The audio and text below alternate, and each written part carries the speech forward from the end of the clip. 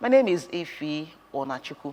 Well, coincidentally, today, the organized labor in Nigeria have started their strike, due to demands that they made to the federal government, and it got to a deadlock last night.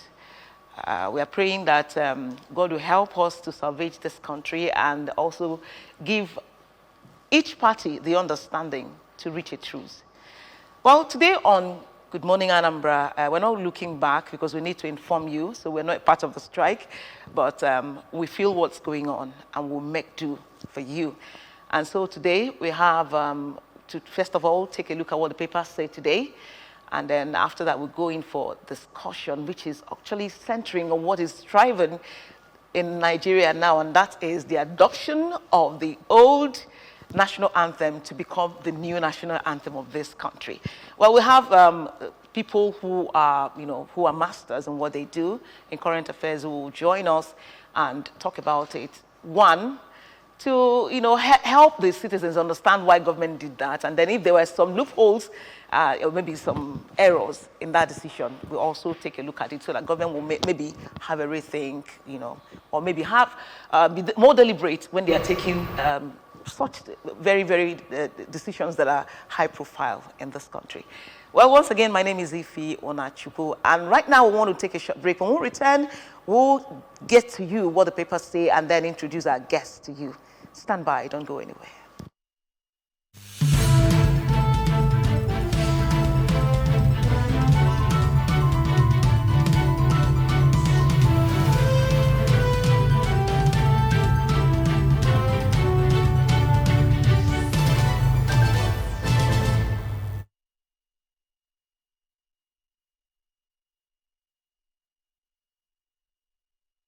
Well, you're welcome back to Good Morning Anambra show on ABS TV. And right now, we want to introduce to you those who are going to take a look at the papers with us today. First, we have, in fact, there are two regulars. And first we have someone who's always on top of the situation as far as current affairs is, and that is Simon Mwafezo Former. He is a public affairs analyst. You're welcome. Thank you very much. Good morning, Anambra, and all our viewers all over the world. Yes, and we also have another regular here. We take a look at, the gaps, generational gap in society, so that when we hear for those who are experienced, we also hear from the youth who are also experienced. And that's why today we have Samuel Ololo as a guest this morning. He's a public affairs analyst. You're welcome. Thank you very much for having me, Ifi. Okay. Good morning, Anambra. Yes. Good morning to all of our viewers out there. Thank you. Amaron Konuswe for today. How did you get to this place? Did you see vehicles on the road? Of course, civil servants are not the ones, plying commercial vehicles and all this. How scanty was the road? Yes, did you feel it? It was actually, it's very clear. Even a blind man can feel it. That something is happening. You cannot see it, you can feel it. Because the road is not as busy as it ought to be. Okay. Going across this expressway, you will know that something is. So on each rule on the road, you can still do. Okay. But I know I've always been a regular on this program every Monday. It has always been the same experience. So I would not want to liken the absence of motorists, vehicles on the road to the strike action. I would think it's the normal sit-at-home adherence that has always played out. Mondays in the southeast, especially in Anambra State, unfortunately, has always been met with this kind of situation. One day we'll take time out to analyze this sit-at-home. Is it justified? Are people not just relaxing? Taking advantage of sit-at-home, not to go to work and all these. Maybe when you analyze it, then what you would uncover would be mind-blowing. Okay. Let's quickly run to the papers. We have Daily Trust, Vanguard, we have Punch, we also have Daily Independent, This Day, The Nation, and then we have Blueprint, Tribune, Daily Trust, and The Guardian. So we'll take a look at first. Let's quickly go to ABS website and then take just one or two that interest you. We'll have to be very brief about it. PBA's Lord Soludo on good governance. Mr. Soludo urges privileged individuals to enroll people in Anambra State Health Insurance Scheme. 2024 Egwi Moka Festival, Odimegu empowers youths. And then Anambra State government refutes involvement of state revenue officials in Oba road accident. Probably we'll talk about the road accident. Yes. Yesterday, it happened yesterday, and in the social media, we heard the story, and then about 5 persons were killed. But somewhere, people are saying that those that died were more than 5. I don't know. We are not sure about the numbers. But I don't know what you think about rumors making the rounds, when each time something like this happens. Yes, it's very unfortunate because whatever be the reason, those who are dead are already dead. And that we must take proactive steps to prevent such occurrences. Whether the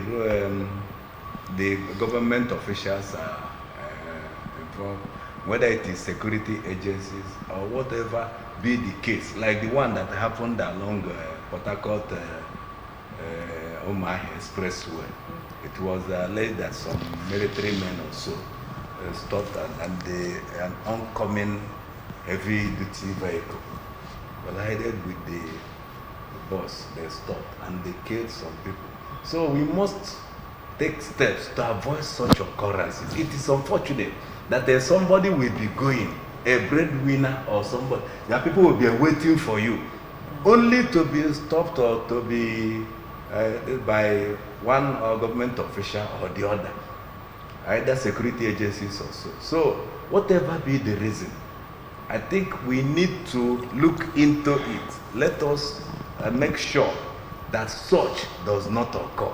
That's the simple thing. Okay, Samuel, can you take a look at the frequency of big articulated vehicles being involved in road accidents, especially at roadblocks? Because one happened about last month near Stanel filling station, and the car was damaged beyond, was beyond repair. It calls for worry, and this would really begin to make a sane Nigeria ask, why do we really have leaders? Why do we have road safety? Don't they gather data? Don't they look at trends to see that these things should actually be looked into and a policy should be produced towards that? I remember in the past, as a child growing up, there was a time they said high articulated vehicles should be flying only in the night. It was even done recently, about 5 years ago. It was again. So the question is, but we still see them every day, in the morning, in the afternoon.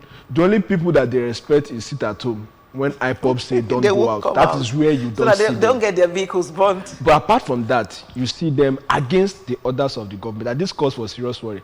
And unfortunately, maybe if road safety have not really been paying attention, this is an opportunity to really call their attention to that.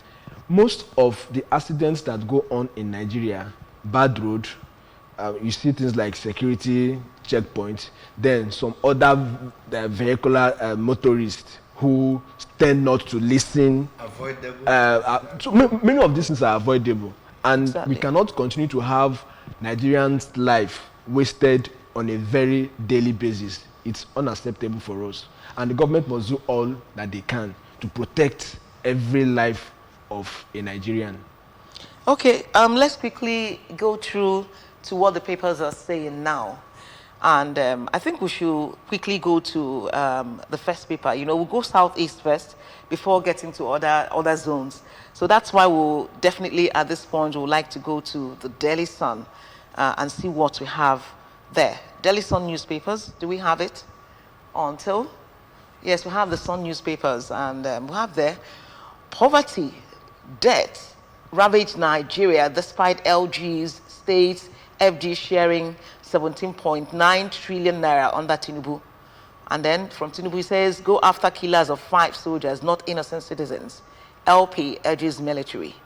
Nwobodo, Chime, others extol Mba's one-year record, says Enugu now a construction site. And then this one, National Assembly, SGF weighed in as Labour begins strike. I think we've talked a bit about the Labour strike, but can we just touch it a bit? Talking about the Labour strike. Yes, that is the issue of the moment. and it concerns everyone.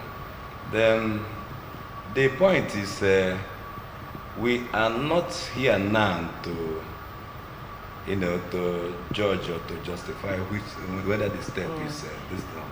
But the point is, so a solution must be reached. A solution must be found. The two parties must come to a compromise, so that for the interest of the masses, like my colleague was saying, that it has been this thing sitting at home on Mondays and so on and so forth. But I know my wife is a teacher, and she teaches in Oka here. And now, for the past days I used to come, though they may have, but they will get up around 5 or after 5 to prepare. The children will prepare for school as well. But right now they are still sleeping because they know today. That's so. In as much as we used to have scanty vehicles on the road, but you see that today's own is because there are some of my neighbors, their children are going to private school. They are just preparing now, late, whether they will go or not, because normally everybody has relaxed that things there's a change in the system. So that's the point. So what I'm saying is it's affecting the economic this thing. Yes. So that is the point. We cannot now quantify. We are not. The nation is moving backward. We are not quantifying what we are losing each moment. Look at the manpower. What we would lose. But are you justifying the amount Labour has pegged, minimum wage? That's why I said they must come to a compromise. Now, one cannot. Initially they said 600 or something. One cannot. Now they're talking about 494. One cannot. It is in every sense of honesty. You know that that is not possible. But the other way around, just like some analysts are saying, Labour is trying to pull the government because everybody knows that there is no way you can be paying somebody 30,000 naira, 50,000 naira. Why a bag of rice is going to 100,000? Now, some families are 4, 5, 6, school fees, hospital bill, electricity tariff hiked, fuel hiked, and so on and so forth. Then, if you pay somebody less than 100,000 now, and maybe that is the only breadwinner in the family, what do you think that the man can? I was listening to somebody yesterday giving testimony, a woman, saying that as of 2 days ago, they did not have anything to eat when she was going home. Lord, God so kind, she got an alert of 10,000, so she was rejoicing. And that alert of 10,000, I was wondering how far will it go? Okay, so Samuel, let's just quickly take a look at this. We are talking about the minimum wage, and then everything, he said it, everything keeps skyrocketing, beyond the reach of the common man. And then other sectors are, threatening to go on strike. Many other sectors are threatening to go on strike. When those handling electricity go on strike, and petroleum dealers go on strike, aviation goes on strike. Everybody is going on strike. What happens to this country? Is it the best way out, Samuel? The scenario you just painted is what I want to liken to Chinua Achebe's popular write-up. Things fall apart when the center can no more hold. We are expecting the federal government that is at the center to really manage these entire situations, but unfortunately, we've not really been seeing them coming out as they are expected. So that is why all this is going on. And if the scenario you have painted continues, it then means we are going to embrace a hard catastrophe that we don't even know what the outcome will be. When catastrophe is hard, what happens? It is to paint an image. Said that there was a country. We are just moving towards there was a country. So the implication. In a country.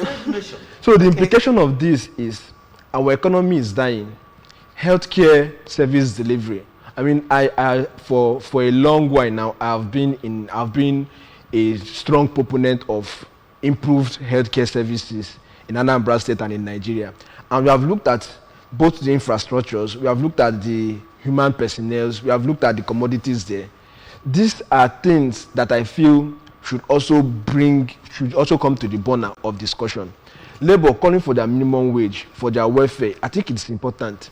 And the government really should begin to govern by facts, they should govern by evidence, they should govern by what the people are saying, and not governing at the comfort of their offices. Right. If they continue to do that, they will be in discordance with the feelings of the people. And that is why what is going on now between the federal government and Labour and TUC is happening. Okay, please let's quickly go over to Vanguard, then maybe take 2 or 3 papers because we don't have much time. On Vanguard, we have fuel, schools, banks, others. To be short, a strike begins today. Bikonu, nke banka akakwampa, nke fuel because you can't move around and all these. Okay, and then we quickly go over to the next one. It says, anxiety as federal government borrows 20.1 trillion naira under Tinubu. Gencos clear out over 3.7 trillion naira debt. I don't want to continue with all these, cries of woes because it's not good for an early morning rise. Okay, then we have we have the problem with Tinubu's misfiring leadership by Akin Oshuntoki. Okay, from Vanguard, let's quickly move over to the next paper, which is Punch. AGF tackles Labour as NAS fails to stop strike. AGF says planned strike violates court order. Federal government insists on 60,000 naira. Okay, and from there, let's move over to the next paper, which is probably we'll take let's take The Guardian. New national tax template excites private sector on settled state. Okwanke tax. Okay. Then we'll take one more, headline from there. It says NAFDAC warns against use of harmful preservatives. It was also in our news this morning. Using preservative on foods that people consume. Dangerous preservatives on foods. How do you see it? Because there was a time, I think 2 years ago, when a video trended where they ripen oranges with something that looks yellowish. And they said it's, I don't know what they say it is. They say it's carbide. I don't know. So what do you think about this? Where are we going to? Very unfortunate. We are being threatened by poverty, and then we are trying to kill ourselves. We are helping to kill ourselves. Now, there is an unfortunate situation. And that is why, that is what they call, that is what we call causation in law. That is, somebody now step here. People are lined up. Somebody may just push one person.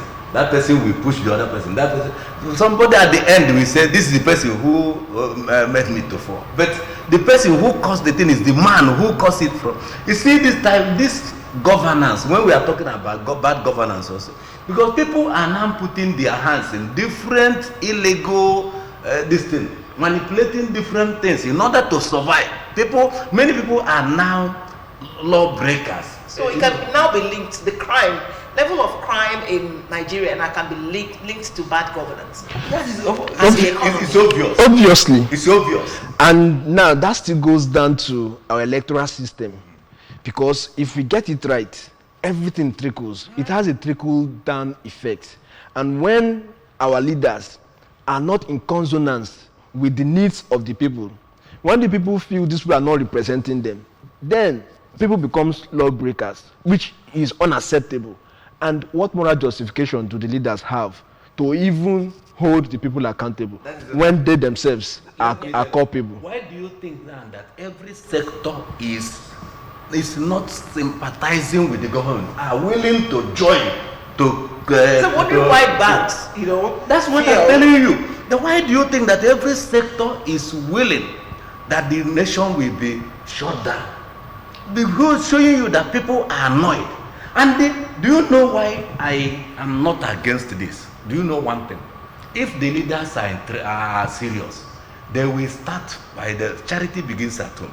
They will check their take home and all the money they because that is why people are annoyed. Okay. How can some few people be eating the nation's wealth? Okay. Now let's take a look at this one in Vanguard. Anxiety as federal government borrows 20.1 trillion naira on that Tinubu. 20.1 trillion naira. And we just finished 365 days. That is 25% of the entire tenure of the president. And we are calling this amount. If we continue at this pace, and unfortunately the National Assembly is not helping matters, because we are made to understand that it is the responsibility of the National Assembly to checkmate the government, especially the executive. But so far, whatsoever the executive brings before the floor of the National Assembly, they just pass it. Yeah, it's unfortunate that this is happening. And I wish we the citizens can get back home and learn and even test run recall process of many of these National Assemblies. Because typically speaking, before they pass any essential policies, like you have said, high-profile legislation, there is supposed to be repeated town hall meetings at every nook and cranny. And people are, there's a whole, people are picking on the recent passage of the I wanted to look at the rush with which they passed 6 days. Irrelevant, placing wrong priority. Well, look at the rush with which they passed it, because it came from the executive. The executive is interested. Look at, if it is ridiculous, leaving what ought to be done and chasing shadow. Look at the rush with which, as if somebody was mocking. They said we should give these people award. That we didn't know that what has been our problem, why we are backward, why we are suffering, was the national anthem. So they have discovered our problem, and therefore all our problems are solved. So talking about the tax still, so it's unfortunate that we are still going toward this level where we are talking about productivity. The question now is, the money that they have collected in the past, where is it? What have they achieved with it? What is the productive level of an average Nigerian? I'm a youth. We know how we strive to survive. And even at that, at every transaction that you do currently in the bank, you are charged 10 naira, 75 kobo. Sometimes you are charged 200 naira. Other times you are charged different kinds of charges on your money that you don't even have. Even with that, they cannot still come back home, look for how to make this, put this money in a pool and reinvest it so that the people can become more productive. What they're looking for is how to get more money from wherever means and continue to put us in perpetual. The last count, I know an average Nigerian is owing 100 and something thousand naira if you are to distribute how much we are owing per head. Now they're still taking more money. And if you go to our account, an average Nigerian might not even have up to 100,000 naira in their account. Once your salary is dropping, by the time you paid for a utility bill, by the time you have mapped out money for your transportation, by the time you have paid your children's school fees for those that are married, you will see that you have nothing. And the question now is, our youth, why wouldn't they be afraid to get married with these realities that they are seeing? So tomorrow, they're expecting our women to be decent. Tomorrow, they're expecting the men to be decent. Was it not a blogger that told us that to get her to bed, that you have to pay 20 million naira? And people are there, some are hailing her, It is to make you understand the psyche and the value of our society. They are encouraging even it's those politicians who are getting their money without any stress. In an illegal way. They are the people who are. If you don't have 1 million, if you don't have 500,000, how would you be thinking of a poor man who is thinking to feed his family? How would you be thinking to get somebody to bed and with 20 million? But my question is, as we amass wealth, do they really think, or do we really think that we can live all through our lives on earth? Have we ever ventured to take a look at people who made wealth and then later left the world? What the children did with the wealth? Has he ever blessed humanity after the person must have gone far beyond the earth? So for me, I Think think about this. this really calls for national reorientation so that people would know. And I also think maybe if only we are privileged to know the wishes or the last thoughts of those on the sick bed, I think we'll begin to have a rethink. Because at a point in time, sometimes when you are with people who are on a sick bed and they know they are dying, you see tears rolling down from their eyes. Sometimes you hear them say some things that are extraordinary, that are out of this world. They now see the world in reality as it is. But I think people who feel they are amassing wealth, who are killing to get wealth, who ordinarily you have been giving money to improve the primary healthcare center, but you think stealing the money because you want to be comfortable is a way for you to go. It's high time we begin to have a rethink. Okay. Those outside the country who are even bringing this money, some of the times, for whatever reason, they are not fools. They also have intention to better humanity. So what are we also doing to support the system? We can't crumble the system and expect the system to bless us. No matter the money we make in this system, it's a cost. Okay, thank you. And let's quickly go to Tribune, where we have still this, National Assembly leader stepping as AGF declares labor strike illegal. Okay, okay, food inflation. Consumers, traders lament as FCCPC visits Lagos market. All right, we have 2024 UTME JAMB schedules 24,535 candidates for supplementary exam. Okay, going to Blueprint, we have anxiety as federal government states lock horns over local government autonomy, and don't make mathematics look scary to students. VC urges teachers. Local equity market sustains growth profile, gains 14 billion naira. Okay, and then we also leave Blueprint to go to the next paper. Okay, let's just take a look at the things we saw in Blueprint, and then first that of National Assembly leaders stepping as AGF declares labor strike. Have they been there ever since this negotiation started? I'm talking about the National Assembly members. I just want to talk briefly on that. This is funny. Why is it funny? These people are just showing, what will I say? If it is illegal, why did you engage them first in negotiation? Then when negotiation fails, and this is not the first time. That's why I say it's funny. Yes. They will always really go. Funny. But when it fails, they will start to threaten labor that if you go, it is illegal. It's not funny, it's ridiculous. Now, why should you engage in an illegal negotiation? Then when it fails, that is what it is interpreted. How can you engage in illegal contract when it doesn't favor you? Then you will turn around to go against the thing. And do you think that they should have, National Assembly should have waded into this earlier? That even right from the time of Gbajabiamila, is it not the role he has been playing? They will just lure labor and the workers, not to, and then they will disappoint. So they are there. They will be sleeping. Look at the last hour. They will just come and do maga. That's not, it's unnecessary. Look at even like in Blueprint, anxiety over federal government. I wanted to say that is the welcome development. It's supposed to be treated once and for all. That is issue of local government autonomy. Let us know what the Supreme Court will rule on it. The interpretation it will give to it. Okay. Now that Federal Consumer Protection Agency has gone into the markets, what picture are they painting? Does it mean that we have a lot? Of course, we have a lot of fake drugs in the market, and this makes me start taking a look.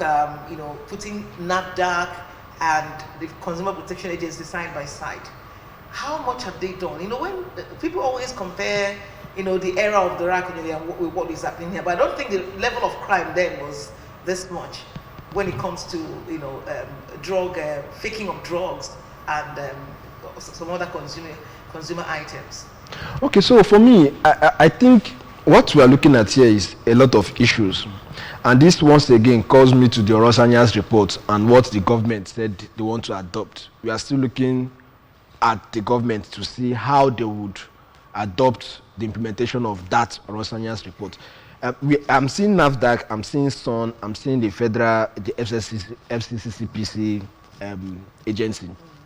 But first of all, I know that their work, especially the Federal Consumers Protection Council, is not only on drugs and food, even on the quality, even on the kind of services. This is a whole package. But how much do people know about them? Because sometimes we bring them to the studio to talk about what they do so that people can learn. Even the few, I think everybody necessarily do not need to know about them. What they need to do is to be highly effective. If they are very, very effective, one person encounters them and gets their problem solved, forget it, the person will go and be singing their praises. Especially in the social media. I had this problem, I met this group of persons, this government parastatal, this is what they did to solve my problem for me. Everybody, thank them for me. The next time. So and you think they should use the social media more? Beyond using the social media, they should understand their work. When they have one person that complains, they should take that person as a sacred cow to a logical conclusion, deal with the person's issue, and make the person satisfied. Once they get closure to the person's issue, they can, while they promote what they have done with that person, also tell the person, they will have ambassadors. Now the question is, even we that know about them, when you engage them, they'll begin to sing litany of problems, shortage of staff. Sometimes they'll tell you these are fundamental problems. Finances, no funding. Don't you think these are issues. The government should take a look at their funding and then see if they can be prepped up? I think the government do they have to use their salaries to do this work? They don't have to. I think the government needs to go back to the drawing board, check the cost of governance, know duplications of agencies, know the ones to merge, realign them, fund these agencies effectively to reach to quality service delivery for the citizens. If that is happening, the labor will not be fighting. And let me come back to this labor's case. I think the federal government was only postponing their doomsday that have come today. And we are willing to watch how it's going to play out. Even though I happen to be one of the persons that is against labor and against the federal government. Because these both people, the people that are going to suffer it are with the people. We have women, pregnant women who are sick. We have people who are HIV patients who need attention. We have patients who have tuberculosis who would need attention. We have people who will be having malaria, pregnant women who have malaria. We have children who have malaria. To get cured of malaria, now you have to spend as much as 5,000 naira or more to do that, or more to do. So if Labour go on strike and then federal government is not listening to their cause, what happens to the already distressed families? Okay, just in a few minutes. Who will bear it is the person who causes it. That is the government, because the primary purpose of government is to protect life and the welfare of the people. Now, when you are not taking care of the welfare of the people, Labour has the right to go on strike. And as I told you, even ordinary people are sympathizing. That is, some people are joining in sympathy basis. That's why they want to shut the nation. Yeah, because the fundamental thing is check the cost of governance. If those who are leading check their personal interest, put their personal interest, the interest of the nation more than their personal interest, then things will normalize. Okay, just rounding off, we will not talk more because we need to leave the stage to usher in the discussion segment. One of the headlines I met yesterday, which says it's actually an investigative report. It's from Heritage Reporters, and it says Tinubu Shetima spent 8.64 billion naira on travel expenses in 3 months. So, I remember this because they said they should cut down on the cost of governance. Well, that's what we have for you today on Press Review on ABS Television. I want to thank you immensely, Samuel Ololo, public affairs analyst, and then a civil society activist, for coming to the program as usual. Thank you very much for having me, Shi. Okay. Thank you, Dana Bra. All right, and also there's no way I can forget one of our own who's always here. He's always here. He sees it as a voluntary work to be here on ABS each time that we call him. So we want to thank you immensely, our veteran public affairs analyst, Simon Nwafo is a former. Thanks a lot for joining us. Thank you very much. It is everybody's duty to reform the society, and as a social reformer, I've taken it as a responsibility to aid in any way I can. Okay. Thank you, all our viewers. Okay, thank you very much for joining us once again. My name is Ife Onachukwu, urging you not to go away because we have still a package for you, and it's a discussion segment where we said, we asked the question, adopting Nigeria's old national anthem, what relevance is it to development? We have a crop of discussants that will do justice to this topic. Thanks a lot for joining us. See you in a few minutes' time. Stand by.